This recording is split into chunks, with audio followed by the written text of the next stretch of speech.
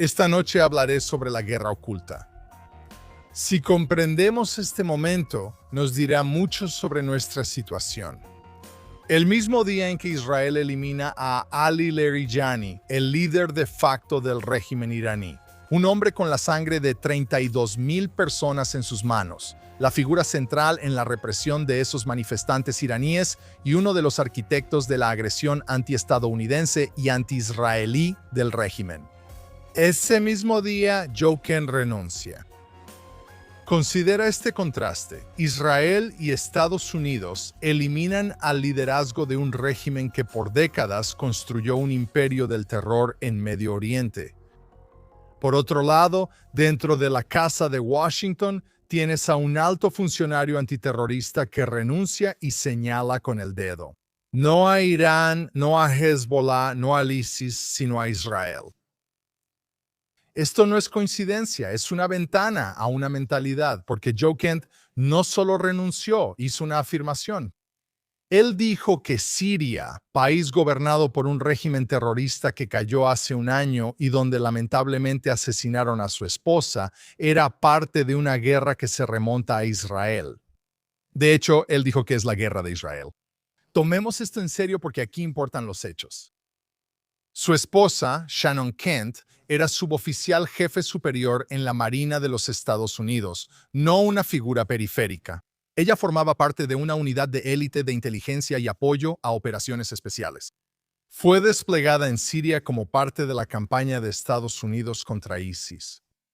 El 16 de enero de 2019 en Manbij, norte de Siria, ella estaba en un restaurante con personal estadounidense y socios sirios, y era parte de una reunión rutinaria en una zona de guerra. Este es el tipo de interacción que ocurre a menudo en operaciones antiterroristas. Y luego entró un atacante suicida. ISIS, no Israel, ISIS.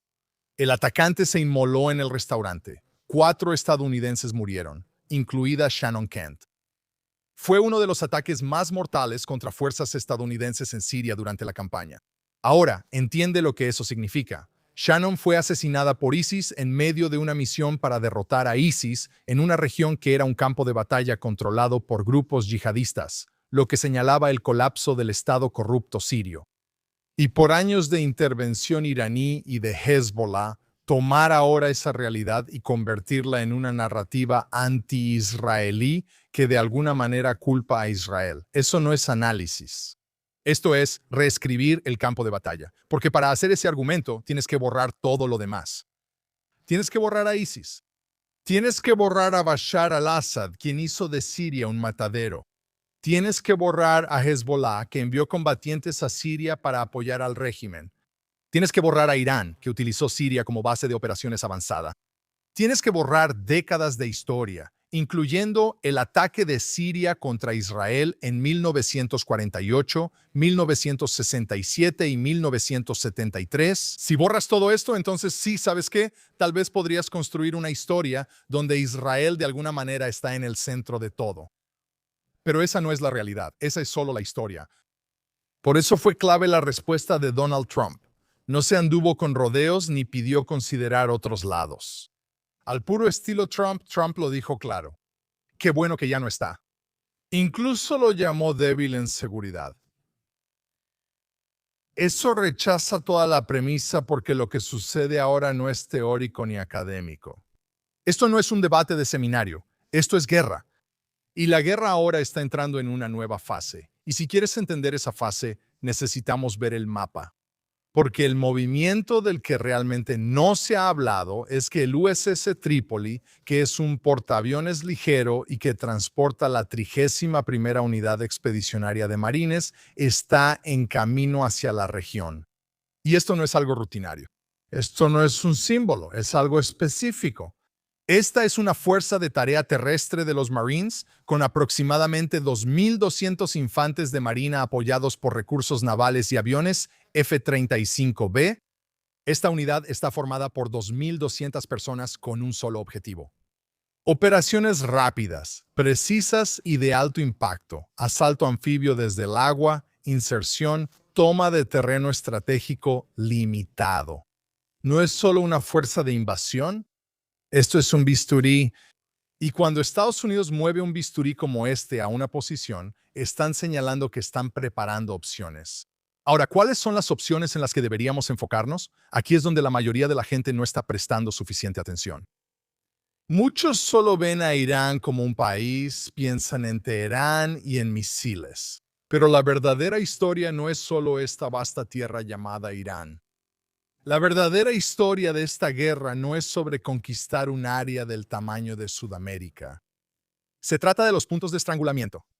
Actualmente, el estrecho de Hormuz es el punto estratégico más relevante, según las noticias. Hormuz fue diseñado para ser una zona de aniquilamiento, lo que significa que cualquier cosa que entra, se cierran las puertas y es destruida. Y tenemos que entender las cifras de cómo es Hormuz porque se habla mucho de eso en las noticias, y creo que la gente simplemente no lo entiende realmente. En su parte más ancha, el estrecho de Hormuz tiene entre 35 y 60 millas de ancho. Las rutas despejadas para los petroleros solo tienen unas 2 millas de ancho por dirección. 2 millas. Eso significa que una quinta parte del suministro de petróleo del mundo se mueve a través de un corredor que es más angosto que el Upper East Side. No es mar abierto, es un embudo. Y el embudo está rodeado, y esto fue intencional, por territorio iraní y territorio omaní. E Irán ha establecido posiciones y capacidades. Tienen misiles, tienen drones, tienen minas navales y túneles. Desde esos túneles, yihadistas y colaboradores del régimen pueden salir, atacar a un petrolero y luego ocultarse bajo tierra. Tienen lanchas de ataque rápido. Y lo más importante, tienen islas.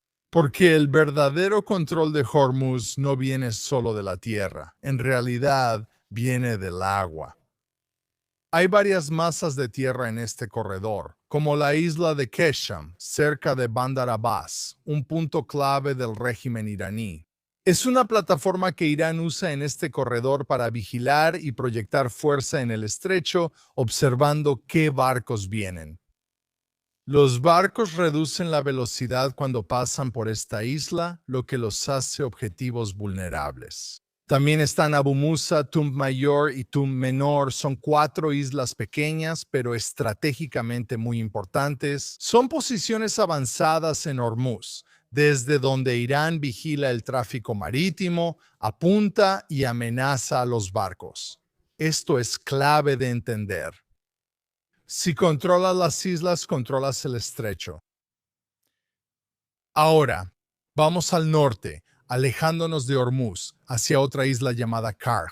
Karg se menciona mucho. Karg no está en el estrecho, pero es igual de importante porque después de pasar esta zona mortal, tienes esta isla Karg por donde fluye aproximadamente el 90% de las exportaciones de petróleo de Irán. Así que déjame repetirlo. El 90% de las exportaciones de petróleo provienen de la isla Karg. No es solo infraestructura, es la arteria financiera del régimen. La arteria marítima por donde pasa gran parte del petróleo mundial cruza Hormuz, una zona mortal. Al norte está la arteria financiera. Aquí la historia se amplía e involucra a China. Como sigo diciendo, esto se remonta a China. Gran parte de esta guerra se remonta a China. Si no entendemos esto, no podemos entender lo que está pasando en Medio Oriente. No podemos entender lo que está pasando en Irán. Y creo que no podemos entender qué motiva a Estados Unidos ni hacia dónde va esto.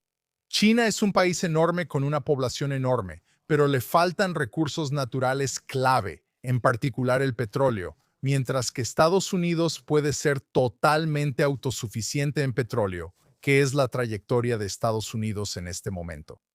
China importa más del 60% de su petróleo. Cerca de la mitad de su petróleo marítimo cruza Hormuz. Y cuando miras específicamente a Irán y Venezuela, 2 regímenes que se han alineado en contra de Estados Unidos y a favor de China, juntos representan casi el 20% de las importaciones de petróleo de China. Al hablar de operaciones en Hormuz, la isla Karg y puntos de estrangulamiento marítimo, no solo nos referimos a Irán. Estamos hablando del suministro de energía de China. Estamos hablando del combustible que impulsa el fortalecimiento militar de China, su base industrial y, lo más importante, las ambiciones globales de China. Pero es más que solo petróleo. China no solo ha estado comprando petróleo iraní, ha estado sosteniendo al régimen con lo que China mejor sabe hacer. Piensa en la plaza de Tiananmen. China le da al régimen iraní su tecnología de vigilancia, los sistemas de reconocimiento facial, los sistemas que Irán emplea. Tras esas protestas, rastrean los rostros para tomar represalias cuando las personas se van. Y toda la arquitectura de control de Internet que tumba el Internet, los cortafuegos, todas las herramientas que permiten al régimen en Teherán monitorear, reprimir y controlar a su propia población provienen de China. China quiere que el régimen se mantenga en el poder porque saben que el régimen necesita dinero. China les da cientos de millones de dólares y el régimen le entrega petróleo. Al reducir las exportaciones de petróleo de Irán, no solo debilitamos al régimen, estamos interrumpiendo toda una red. ¿Y por qué importa eso? El poder, la afirmación del poder en el mundo moderno, se basa en dos cosas. Si un país tiene energía suficiente y tecnología adecuada, la energía es lo que alimenta el sistema, ¿verdad? Es lo que lo mantiene en marcha. La tecnología en nuestra época, particularmente los semiconductores y los chips, es lo que lo hace funcionar. Los chips alimentan todo. Los chips de China, Taiwán y los que EU intenta fabricar, pero sobre todo los de Taiwán, alimentan nuestros sistemas de misiles.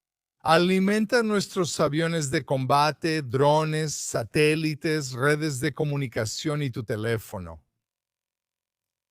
La navegación en tu auto, la inteligencia artificial, las redes eléctricas en todo Estados Unidos, el transporte,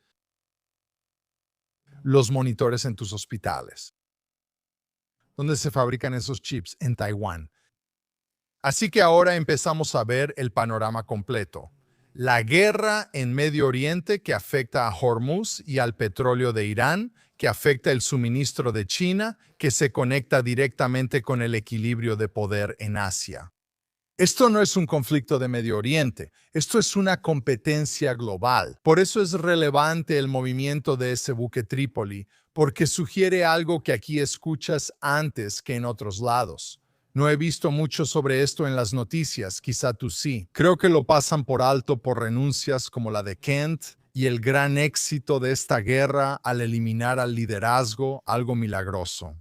Pero la siguiente fase de la guerra puede que no se trate solo de más ataques, y no creo que vaya a ser así. Los ataques van a continuar. Se tratará de un control selectivo y preciso de nodos clave, las islas, la infraestructura petrolera y los puntos de estrangulamiento marítimos. Ahora, imagina que tienes una serpiente. Quieres atrapar a la serpiente por el cuello. Quieres apretarla en el cuello, no en cualquier otro lugar. Si la agarras por la cola, te va a morder. Si la agarras por la cabeza, te va a morder. Tienes que golpear el punto de estrangulamiento. El punto de estrangulamiento de Irán y China son estas islas. Controlan el flujo de gas y controlan la interrupción del transporte marítimo. ¿No se trata de ocupar Irán? No buscan construir una nación. Eso no le importa a Israel ni a Estados Unidos. Se trata de eliminar la capacidad del régimen para financiarse y amenazar la economía global. La creación de regímenes no vendrá de Estados Unidos ni de Israel. Ese intento global de imponer regímenes ya pasó. El régimen en Irán quedará en manos del pueblo iraní. No sabemos exactamente cómo pasará, pero vendrá desde abajo. Vendrá de esa población, de la gran mayoría de los iraníes que desean la caída de ese régimen y están ahora en sus azoteas. Y llamando a Estados Unidos, llamando a Israel, pidiendo un nuevo liderazgo, abajo el régimen, hablando sobre el hijo del Shah. ¿Sabes? Estas son las voces que un día transformarán ese régimen. Lo que tiene que pasar es que el régimen debe ser debilitado. La Guardia Revolucionaria Islámica necesita ser debilitada. Sus puntos clave de financiamiento que les permiten seguir reprimiendo a su población deben ser debilitados. Y China, con sus objetivos imperialistas, sus amenazas hacia Taiwán y su intento de desplazar a Estados Unidos de la hegemonía mundial, debe ser debilitada. Y mientras toda esta increíble historia se desarrolla, es absolutamente asombroso. Mientras la historia del bien contra el mal se desarrolla, escuchamos las mismas voces desde Europa. Críticas, advertencias. Y ya sabes, hemos escuchado esto durante décadas porque Europa es como un niño consentido que no se da cuenta de que sus padres le están dando los dulces que está comiendo. Desde la Segunda Guerra Mundial, Estados Unidos ha cargado casi con todo el peso de la seguridad occidental. Construyó la OTAN. No solo financia el 20% de la OTAN, también financia el 70% de la defensa de los países miembros de la OTAN. Financia el elemento disuasorio. Se interpuso entre Europa y la Unión Soviética y luego entre Europa y Rusia. ¿Y qué hizo Europa? Se benefició. Creció, prosperó, casi no tenía presupuesto de seguridad. Y criticaba. Se burlaba de los Estados Unidos. Le daba lecciones a los Estados Unidos y a Israel. Aunque dependía del poder de Estados Unidos, se alejaba de sus decisiones. Dependía de la misma arquitectura de seguridad a la que decía oponerse, y hoy en día sigue igual. Es increíble. Depende de los flujos energéticos globales.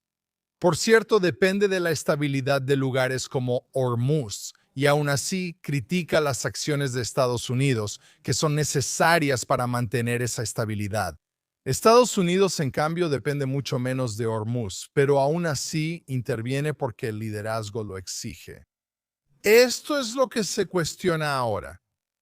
La idea de que Europa pueda subcontratar su seguridad, vivir y dejar vivir, y luego criticar a quienes le brindan esa protección.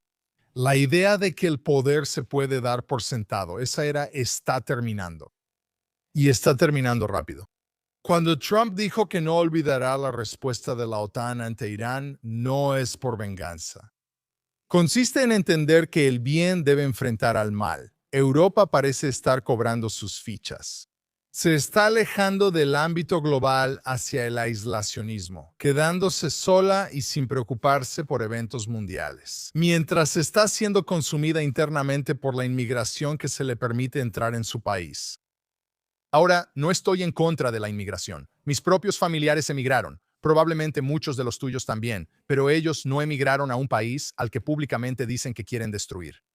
Mientras el mapa global está cambiando y todos estos grandes eventos están ocurriendo y Estados Unidos e Israel se están enfrentando a Irán y a la hegemonía china en todo el mundo, Israel está lidiando con algo muy inmediato, su frontera norte.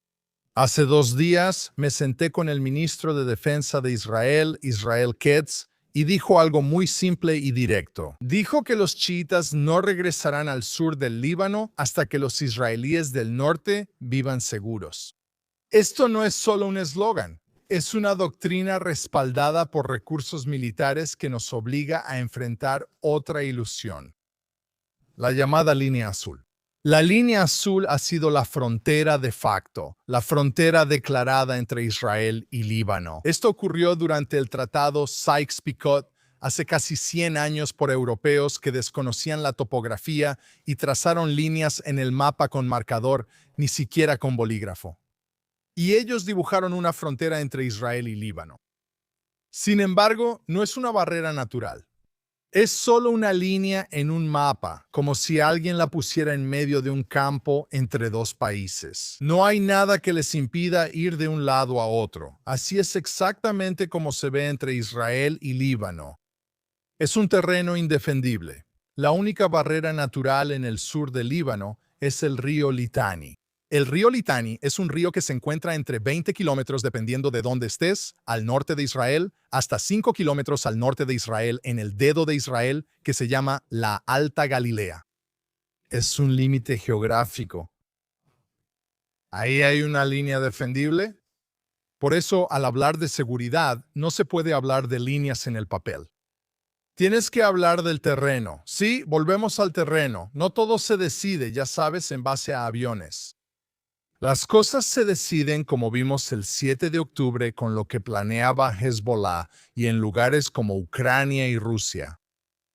Las guerras siguen dependiendo del terreno. Si es plano e indefendible, las fuerzas terrestres pueden encontrar la forma de pasar por debajo. Solo necesitan tomar rehenes y enviar miles de combatientes para un ataque con muchas bajas.